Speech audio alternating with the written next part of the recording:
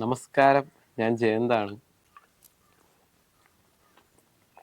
Little hertz കട്ടപ്പനയുടെ ദൃശ്യ സൗന്ദര്യത്തില് അടുത്തൊരു പടം കൂടി. ആ ഒരു തിയേറ്റർ അനുഭവം എന്ന് വെച്ചാൽ നമ്മളൊരു കട്ടപ്പനയിലെ ആ ഒരു സ്ഥലത്ത് നമ്മൾ എത്തിച്ചേർന്നതാണ് നമുക്ക് തോന്നിപ്പോകും. ആ ഒരു രീതിക്കുള്ള ഒരു മേക്കിംഗ് ആണ് ഈ ചിത്രത്തിന്റെ ഒരു പ്രത്യേകത. കാര്യം നമ്മൾ അങ്ങ് ലയിച്ചിരുന്നു പോകും.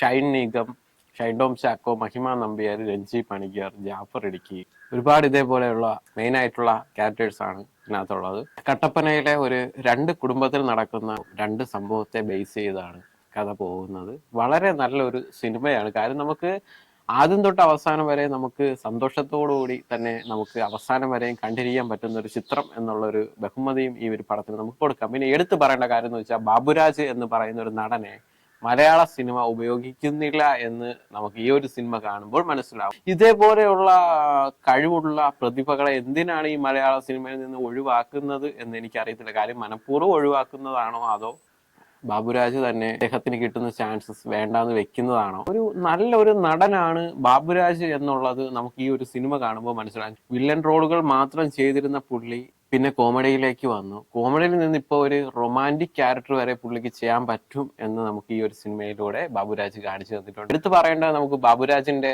ക്യാരക്ടറാണ് എനിക്ക് എടുത്തു പറയാനുള്ളത്. ഒരു അച്ഛനും മകനും തമ്മിലുള്ള ഒരു സ്നേഹബന്ധം, ഒരു അച്ഛനും മകനും എന്നുപരി അതൊക്കും മേലെയാണ് ഇതിലെ ഒരു സ്നേഹബന്ധം അവർ കാഴ്ചവെക്കുന്നത്. ഷൈൻ ടോം ചാക്കോയ്ക്ക് പ്രത്യേകിച്ച് ഇതിനകത്ത് ഒരു റോളൊന്നുമില്ല. പക്ഷെ പുള്ളിക്ക് കൊടുത്ത ഒരു റോൾ അതിമനോഹരമായി ചെയ്തിട്ടുണ്ട്. പക്ഷെ പുള്ളിക്ക് കുറച്ചുകൂടെ ഒരു ഹൈപ്പ് കൊടുക്കായിരുന്നു. പക്ഷെ വലിയ ഹൈപ്പ് കൊടുത്തിട്ടില്ല ഷൈൻ ടോം ചാക്കോയ്ക്ക്. പിന്നെ മഹിമ നമ്പ്യാരുടെ നമുക്ക് എടുത്ത് പറയേണ്ടതായിട്ട് പ്രത്യേകിച്ചൊന്നും ഇതിനകത്തില്ല. മഹിമ നമ്പ്യാരല്ല വേറൊരാളായിരുന്നെങ്കിൽ പോലും ഈ പടത്തിൽ അനുയോജ്യമായതിന്. പക്ഷെ RDX എന്ന് പറയുന്ന ഒരു സിനിമയുടെ ആ ഒരു കോംബോ അവർ ഇതിനകത്ത് വീണ്ടും ഉപയോഗിച്ചിട്ടുണ്ട്. പ്രത്യേകിച്ച് അങ്ങനെ ഒരു വലിയ കണ്ടന്റോ കാര്യങ്ങളോ ഒരു കണ്ടന്റ് അതിനകത്ത് കൊടുക്കാൻ ശ്രമിച്ചു. പക്ഷെ ആ കണ്ടന്റ് വലിയ രീതിക്ക് വർക്കൗട്ട് ആയില്ല. അതാ സംഭവം. എന്തായാലും നമുക്കൊരു നല്ല ചിത്രം എന്നുള്ള രീതിക്ക് നമുക്ക് എന്തായാലും കണ്ടിരിക്കാം. പ്രേക്ഷകരെ എന്തായാലും നിരാശപ്പെടുത്തത്തില്ല. അത് 100% ഗ്യാരണ്ടിയാണ് ലിറ്റിൽ ഹാർട്സ് എന്ന് പറയുന്ന ഈ സിനിമ.